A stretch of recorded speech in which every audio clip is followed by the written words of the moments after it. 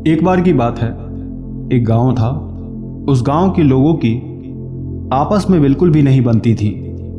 आपस में हमेशा लड़ाई झगड़ा वो किया करते थे। यदि नगर में कोई सलाह लेनी हो या कोई बात भी होती थी, उसमें भी गांव के लोग आपस में झगड़ा कर लेते थे। उन लोगों के बीच आपसी ना तो एकता थी ना प्रेम, बस कुछ भी था तो बस नफरत। कोई किसी को बर्दाश्त नहीं करता था। यदि कोई किसी को एक शब्द कहता तो दूसरा उसके जवाब में उसके साथ झगड़ा करने लगता। उस गांव की यह लड़ाई झगड़े की बात अन्य गांवों में भी फैल गई।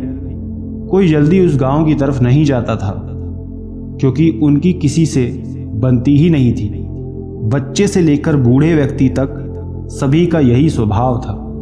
धीरे धीरे समय बढ़ा, लेकिन उनकी आदत में कोई सुधार नहीं आया। उसी गांव में एक स्त्री रहती थी। ये सब देख वो हमेशा सोचती कि क्यों ये लोग आपस में इतना लड़ते हैं, क्यों प्रेम से नहीं रहते। यदि वो किसी को समझाती तो वो उसे ही उल्टा सीधा बोलने लगते, जिससे बात और बिगड़ जाती। पूरे गांव में यही खराब माहौल बना हुआ था। वहीं उसी गांव से दूर एक महात्मा का आश्रम था। वो वहां अपने सभी शिष्यों के साथ रहा करते थे।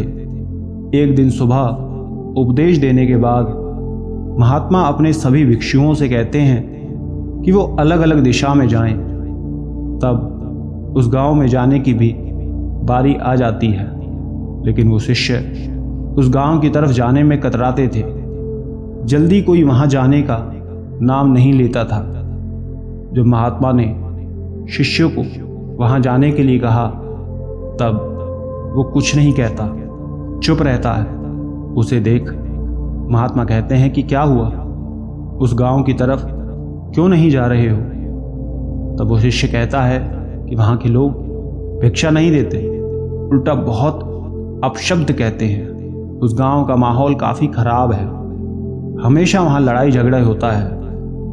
जब उस गांव के लोगों में एक दूसरे के प्रति कोई भावना नहीं है, तब वो हमें देख न जाने क्या क्या बोलेंगे।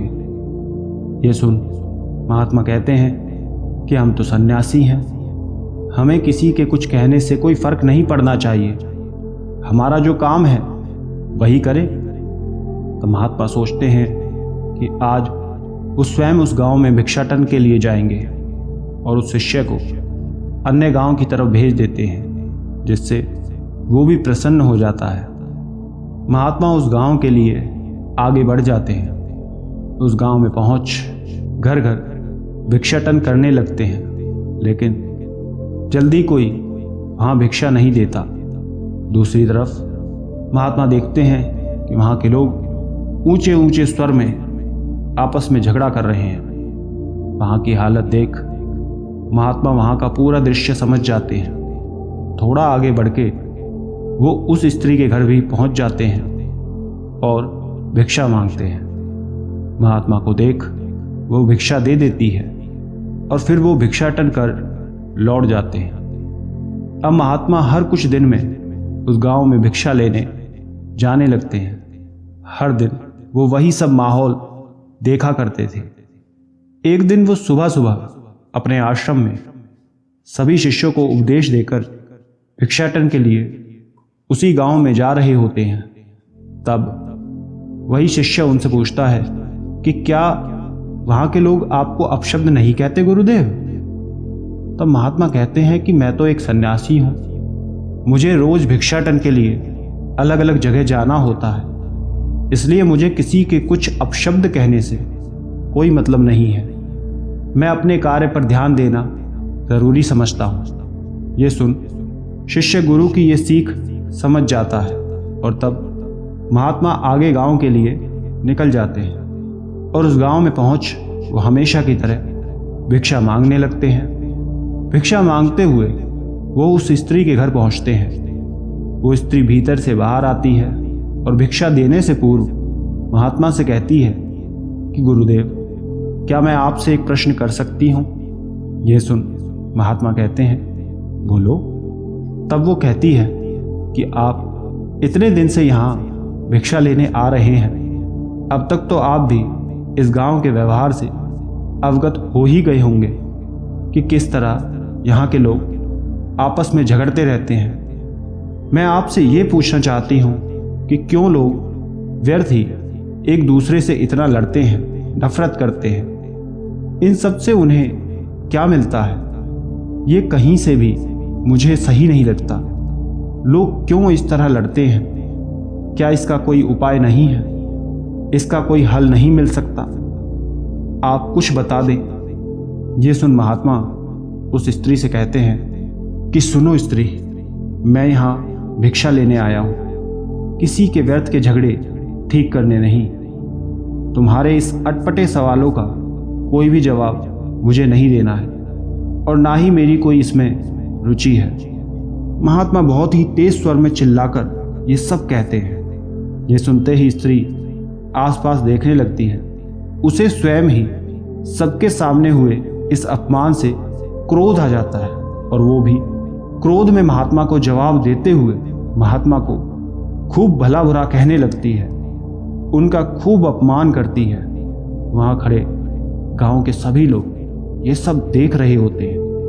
वो महात्मा पर खूब चिल्लाती है और कहती है कि मैंने यहाँ कोई धर्मशाला नहीं खोली है, ना किसी का कोई ठेका लिया है जो रोज तुम भिक्षुओं को भिक्षा दूं। तुम जाओ, खाओ, चाहे भूखे मरो, मुझे कोई मतलब नहीं है। स्वयं को महात्मा बोलते हो और किसी स्त्री से बात करने का ढंग तक नहीं आता और ज्ञानी बने फिरते हो। जब तुम्हें स्वयं कुछ नहीं पता तब दूसरे को क्या शिक्षा दोगे? वो स्त्री आगे बोलती है कि रोज भिक्षा लेने यहां आ जाते हो और मुझ पर ही अकड़ दिखा रहे हो। जाओ यहां से, मेरे पास इतना फालतू समय और भोजन नहीं है जो रोज रोज तुम्हें दूं। व्यर्थ समय बर्बाद कर दिया तुमसे बात करके। जाओ, मैं तुम जैसे भिखारी को भिक्षा नहीं देती। इतना कहकर वो चुप हो जाती है और लंबी लंबी सांसें लेने लगती है। महात्मा चुपचाप अब तक उस स्त्री की बात सुन रहे थे और जब वो स्त्री चुप हो जाती है तब वो कहते हैं कि आराम से सांस ले लो देवी, चाहे तो पानी पी लो, मैं यहीं प्रतीक्षा कर लूंगा। महात्मा के ये विनम्र बोल सुन स्त्री उनकी तरफ आश्चर्यचकित होकर देखने लगती है। तो महात्मा कहते हैं कि मैं जानता हूं कि तुम क्या सोच रही हो। इतना कहकर वो मुस्कुराने लगते हैं। उन्हें यूं देख स्त्री कहती है कि आपको क्या हुआ? तब महात्मा कहते हैं कि मैंने जरा सा ऊंची आवाज कर तुम्हें 2 शब्द कह दिए। यही क्रोध हर झगड़े का मुख्य कारण है। जो व्यक्ति के भीतर एक दूसरे के प्रति नफरत उत्पन्न करता है, दूर करता है, कड़वाहट पैदा करता है। व्यक्ति के भीतर इतना धैर्य ही नहीं है, बर्दाश्त ही नहीं है कि वो किसी के 2 शब्द सुनकर उसे अनदेखा कर सके। वो उल्टा क्रोध में आकर विवाद करता है, झगड़ा करता है। जब तक व्यक्ति का स्वयं के क्रोध पर कोई नियंत्रण नहीं होगा, स्वयं की वाणी पर नियंत्रण नहीं होगा, उनके बीच कभी एकता या प्रेम नहीं हो सकता। किसी भी मनुष्य की यही ज़रूरत है, वो इन सब पर नियंत्रण रखे, तभी वो समाज में प्रेम से रह सकेगा। इसलिए तुम्हारे प्रश्न का उत्तर भी यही है कि स्वयं के क्रोध और वाणी पर संयम रखें, तब सब ठीक होगा। इतना कहकर महात्मा चुप हो जाते हैं। ये सब सुन वो स्त्री और आसपास के लोग स्वयं के इस व्यवहार पर बहुत लज्जित होते हैं और उन्हें स्वयं की भूल का बहुत अफसोस और पछतावा होता है। वो स्त्री महात्मा से स्वयं के व्यवहार के लिए क्षमा मांगने लगती है। वो बहुत लज्जित हो जाती है कि उसने क्या कुछ नहीं कह दिया। वो नम आंखों से क्षमा मांगती है। तब महात्मा कहते हैं कि मुझे तुम्हारी किसी बात का कोई दुख नहीं हुआ, मुझे तुम्हारे कहे शब्दों से कोई फर्क ही नहीं पड़ा, किंतु आप सभी को अपने आसपास सकारात्मकता बनाए रखने के लिए ये समझना होगा। मैं आपको केवल मार्ग दिखा सकता हूँ, चलना ना चलना आप पर निर्भर करता है। इतना कहकर महात्मा अपने आश्रम लौट जाते हैं और जाते जाते सभी गांव वालों का मार्गदर्शन करते हुए जाते हैं। अब वो गांव के लोग भी ये बात समझ जाते हैं कि वो इस तरह व्यर्थ का झगड़ा करते हैं। उन्हें एक दूसरे के साथ प्रेम और एकता से रहना चाहिए। किसी के साथ कोई बुरा व्यवहार, दुर्व्यवहार नहीं करना चाहिए। सबको मान सम्मान दो। और तब वो ये तय करते हैं कि अब कभी इस तरह झगड़ा नहीं करेंगे, बिना सोचे समझे कुछ नहीं कहेंगे, सदैव अपने क्रोध पर नियंत्रण और वाणी पर संयम रखेंगे। सभी गांव वाले महात्मा से बहुत अधिक प्रभावित हो जाते हैं, उनके बताए मार्ग पर चलने लगते हैं एकता के साथ। अतः महात्मा की इसी कहानी से हमें ये सीख मिलती है कि व्यक्ति को हमेशा सोच समझकर बोलना चाहिए, हमेशा धैर्य के साथ कोई काम करें या कोई बात करें। जल्दबाजी में चीज़ें खराब होती हैं, इसलिए सोच समझकर कदम उठाएं, क्योंकि जो लोग व्यर्थ का क्रोध करते हैं उनका विवेक खत्म होने में समय नहीं लगता और तब समाज द्वारा उन्हें धुतकारा जाता है। इसलिए सदैव धैर्य रखें, विवेकशील बनकर रहें, स्वयं पर सदा संयम रखें, सोच समझकर कोई बात कहें, अपने क्रोध पर पूरा नियंत्रण बनाकर रखें, क्योंकि व्यर्थ का क्रोध करने से कुछ प्राप्त नहीं होता। इसलिए जीवन में शांति बनाए रखें। जब भी कोई गुरु अपने शिष्य को शिक्षा देता है तो उसके मन में ये बात जरूर रहती है कहीं ना कहीं कि वो शिष्य उनके द्वारा दिए हुए ज्ञान का सदुपयोग करेगा या दुरुपयोग। इसी से जुड़ी गुरु शिष्य की एक कहानी है, जिससे किस तरह गुरु अपने शिष्य को शिक्षा देने के बाद बारी बारी से उनकी परीक्षा लेते हैं और फिर उसका क्या परिणाम मिलता है, चलिए देखते हैं। एक बार की बात है, बहुत समय पहले एक प्रतापी संत व्यास जी थे। अपने आश्रम में सभी शिष्यों को शिक्षा दे रहे थे। वो रोज अपने आश्रम में उन सभी शिष्यों को ध्यान के बारे में, ज्ञान के बारे में और नई नई चीजों के बारे में बताते थे, उन सबसे अवगत कराते थे। धीरे धीरे समय के साथ जब उन शिष्यों की शिक्षा पूरी हो जाती तब वो संत गुरु कहते कि अब आप सभी की शिक्षा पूर्ण हो गई है, आप किसी भी जगह जाकर अपनी आगे की ध्यान साधना कर सकते हैं और लोगों तक अपने ज्ञान का प्रचार कर सकते हैं। सभी शिष्य एक एक करके गुरु से आज्ञा लेकर अपने मार्ग पर निकल जाते हैं। कुछ साल बाद गुरु सोचते हैं कि काफी समय हो गया, क्यों ना उन सभी शिष्यों से फिर से एक बार मिला जाए, ये देखा जाए कि वो अपनी शिक्षा का किस प्रकार से प्रयोग कर रहे हैं, कहीं वो किसी गलत मार्ग पर तो नहीं निकल गए। एक बार जाकर ये देखना चाहिए। और ये सोचकर संत गुरु अपने शिष्यों को ढूंढने निकल जाते हैं। एक एक करके वो अपने सभी शिष्यों से मिलते हैं और ये देख कि सभी सही मार्ग पर चल रहे हैं, अपने ज्ञान का सही प्रचार कर रहे हैं, वो बेहद खुश हो जाते हैं और वो उन शिष्यों से मिलकर बेहद संतुष्टि अनुभव करते हैं। वो सभी शिष्य भी गुरु से इतने सालों बाद मिलकर बहुत प्रसन्न हो जाते हैं। सभी से मिलने के बाद गुरु व्यास अब अपने एक आखिरी शिष्य से मिलने जाने का तय करते हैं। तब उन्हीं शिष्यों में से एक शिष्य गुरु व्यास जी से उसके बारे में बताता है कि गुरुजी, उस शिष्य ने तो गृह त्याग दिया और जंगल में एक आश्रम खोल सन्यासी बनकर रह रहा है और साथ ही वो बड़ा ही कठोर जप तप कर रहा है। ये सुनकर संत बहुत प्रसन्न हो जाते हैं और वो उस शिष्य से मिलने जाने को तय करते हैं और जंगल की तरफ निकल जाते हैं। उस जंगल में शाम के समय एक बहुत ही सुंदर स्त्री पायल की आवाज छम छम करते हुए उस शिष्य के आश्रम की तरफ बढ़ रही होती है और आश्रम के भीतर जाकर देखती है कि एक संत बाबा साधना में लीन होकर बैठे।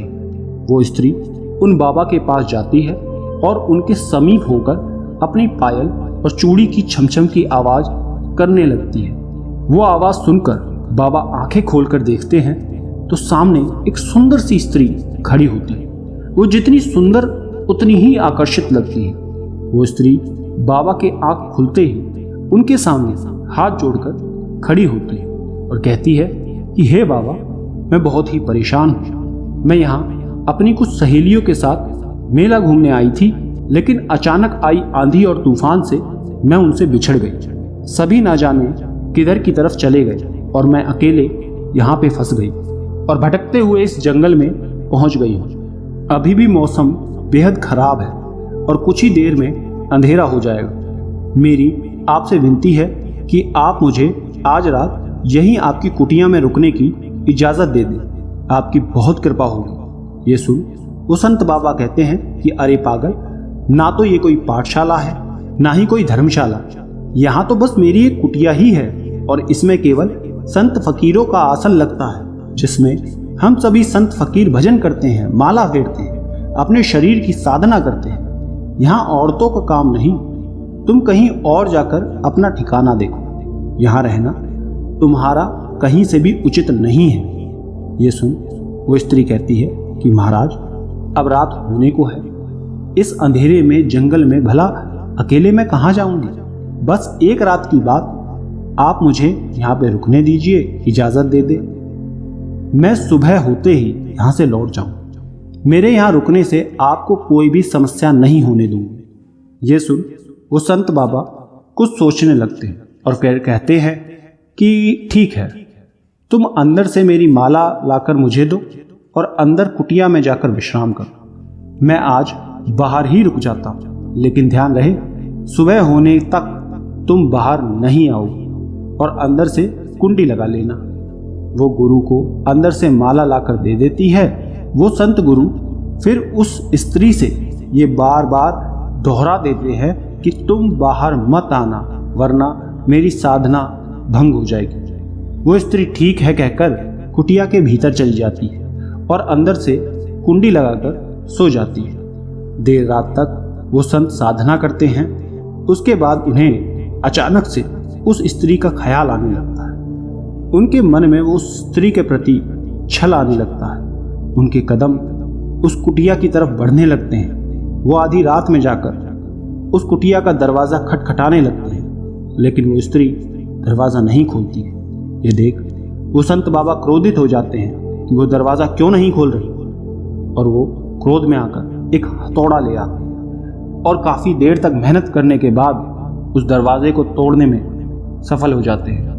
वो कुटिया के भीतर प्रवेश करते हैं, परंतु भीतर पूरे में अंधेरा ही अंधेरा होता है। उन्हें कुछ भी दिखाई नहीं देता। तब वो संत जाकर एक दिया लाते हैं और उसे जला देते हैं। दिए के जलते ही वो जैसे ही कुटिया में चारों तरफ नज़र घुमाते हैं उस स्त्री को देखने के लिए कि वो कहाँ है, तभी संत ये देखकर हैरान हो जाते हैं कि एक बहुत ही बड़ी बड़ी दाढ़ी, मूछ और बड़ी जटाओं वाला महाराज आंख मूंद कर माला फेर रहा है। कपटी संत ये देख सन्न रह जाता है कि उस कुटिया में उस खूबसूरत स्त्री की जगह महाराज बैठे हुए हैं। वो महाराज कोई और नहीं बल्कि व्यास गुरु थे। वो एक स्त्री का रूप धारण करके अपने उस आखिरी शिष्य यानी उन संत बाबा की परीक्षा लेने आए थे। ये देख उन संत गुरु को अपनी गलती का एहसास हो जाता है। वो शर्म से अपनी आंखें नीचे कर लेते हैं। तब वो व्यास गुरु उनसे जाकर कहते हैं कि तुम चाहते तो अपनी इस शिक्षा और ज्ञान का उचित उपयोग कर सकते थे, लेकिन तुमने स्वयं के लिए गलत मार्ग चुना और खुद को उस पर बढ़ने दिया, जिसका परिणाम ये हुआ कि तुम नजरें झुकाए हुए खड़े हो। ये सुन वो संत अपनी की हुई भूल के लिए उनसे क्षमा मांगता है और अपनी गलती का पश्चाताप करने के लिए निकल जाता है। दोस्तों, आपने क्या सीखा कमेंट करके ज़रूर बताएं।